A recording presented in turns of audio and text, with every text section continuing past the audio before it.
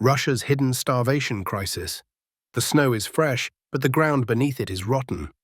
Picture frozen mud swallowing the boots of exhausted villagers as they stand in a line that should never exist in a country that claims to be a global power.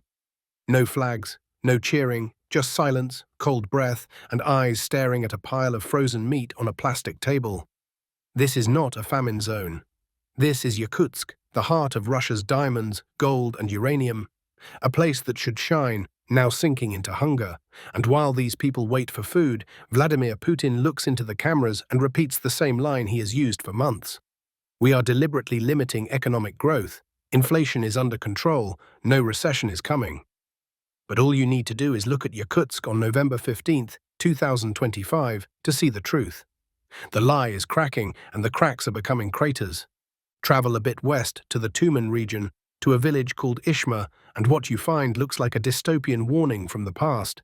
Asphalt ripped apart years ago, roads swallowed by potholes. Houses collapsing into themselves. Yet in all this destruction, one machine still moves. A rusty pickup truck armed with giant loudspeakers. It crawls through the village, blasting Soviet victory marches at maximum volume, screaming at the people to fight and die for the motherland. A propaganda truck driving through a graveyard of broken roads. That is the entire Russian economy summarized in a single image. Everything that feeds life is dying, but everything that feeds war is kept alive at all costs. And this is exactly what brought Elvira Nabiullina, the head of the Russian central bank, to her breaking point. For years, she was praised in the West as the technocrat who kept Russia stable. For years, she insisted that everything was under control, but last week she dropped the mask. Instead of her usual careful language, she told Russians and industrial leaders something she never dared say before. It is very difficult to predict the impact of the West's new sanctions. That sentence sounds harmless, but in bureaucratic Russian, it means something far more brutal. It means, we have lost steering, the system is breaking, we don't know where we will crash. And then came the bombshell. Russia's interest rate would remain at 21% until at least the end of 2026. 21%. That is not an interest rate. That is a panic brake. And the worst part, Putin is slamming the gas pedal at the same time. This is why Russia's economy is now tearing itself apart. Putin is pumping trillions of rubles into war salaries, drones, artillery production, and defense contracts. He is hurling money at an engine already in flames. Meanwhile, Nabiullina is crushing credit, squeezing interest, and stopping the flow of money to businesses. One side is accelerating, the other is braking. The engine was never built to survive both forces at once. And now we are seeing the explosion in real time. The clearest proof came from defense industry director Alexei Chadv, a man who rarely speaks truth publicly. He admitted that credit has become so impossible, so locked up, that companies across Russia are returning to barter agreements, like in the chaotic 1990s. Factories exchanging metal for grain, workshops trading machine parts for food. A war economy turning into a medieval economy. But while Russia slips back into barter inside its borders, the outside world is cutting its lifelines one by one, turning a crisis into a collapse. This is not a currency crash. Russia could survive a currency crash by selling oil and buying food. What is happening now is worse. This is the most comprehensive logistics strangulation operation in modern history. Russia is not just poorer, it is being physically disconnected from the world, like an island sinking into the ocean, cut off on all sides. The map tells the story. That wide circle around Russia has tightened into a noose. On the western flank, Poland has turned its border into an iron curtain. Not symbolic, actual. Reports confirm that checks have reached complete closure levels. Not even a bird should fly across the border. The day Poland sealed that border was the day Russia's agricultural system flatlined. Because here is the truth the Kremlin never admits. Russian agriculture is not Soviet. It is Western. 70% dependent on Western technology, Western chemicals, Western seeds, Western tractor parts. When the Poland choke point closed, Dutch seeds stopped arriving. German pesticides stopped arriving. John Deere spare parts stopped arriving. Massive tractors powered by Western engineering turned into scrap metal. The fields could not be planted. The harvest could not be harvested. Russia's farms, the pride of its propaganda machine, were left defenseless. But the real shock didn't come from Europe. It came from Kazakhstan, Putin's closest ally, his brother nation, the country he thought he controlled. Instead, Kazakhstan quietly stabbed him in the back.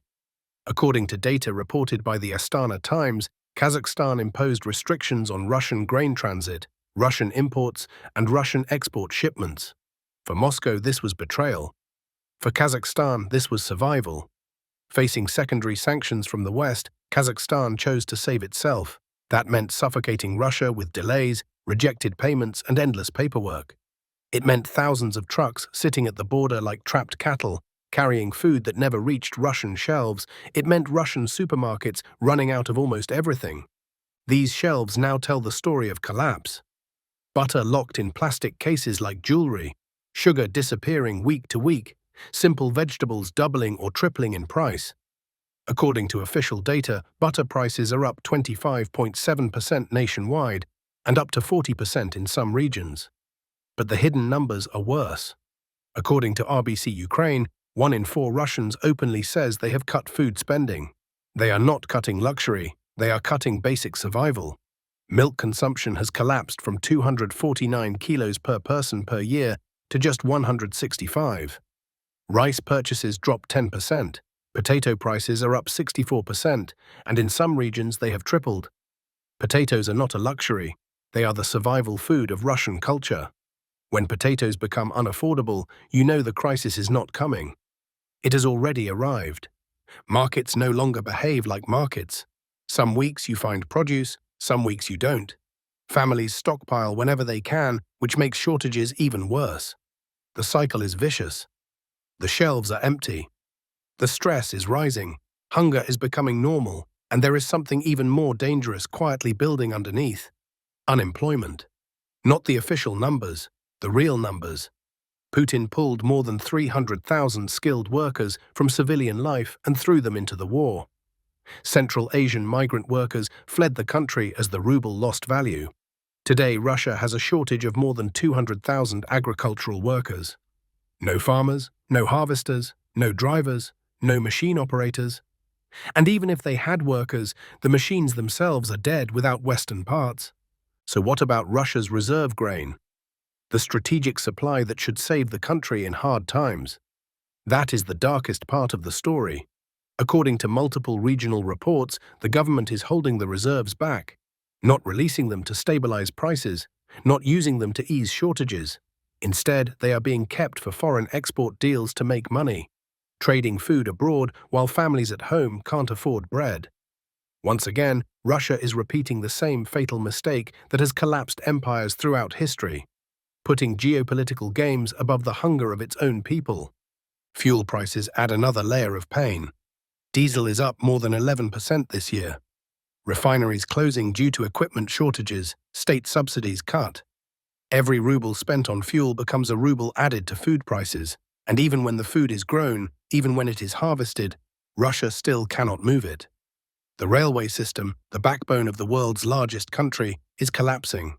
Freight volumes have been falling for 2 straight years. Hundreds of thousands of rail cars sit idle, trains delayed, trains cancelled. Military cargo is prioritized over food. Supply chains were already broken. Then Ukraine struck. Drones hit fuel depots. Sabotage hit rail lines. Explosions hit critical logistics infrastructure. Putin can pretend these attacks are symbolic, but they are not. They are strategic. Every derailment means missed food deliveries. Every burning tanker means a price spike.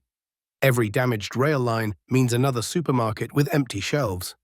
And this is how Russia reached the point we see today, a country starving not because of drought or natural disaster, but because its leadership traded bread for bullets, stability for war, and its future for a collapsing empire.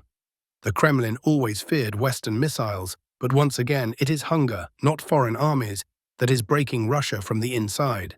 Just like in the late Soviet Union, the refrigerator is defeating the television. Fear is losing to hunger, and the question is no longer if Russia can win the war. The real question is, how much longer will people tolerate living on diamonds while queuing for frozen meat in the mud? A storm is forming. A social storm, a political storm. A storm that begins not with protests, but with empty shelves.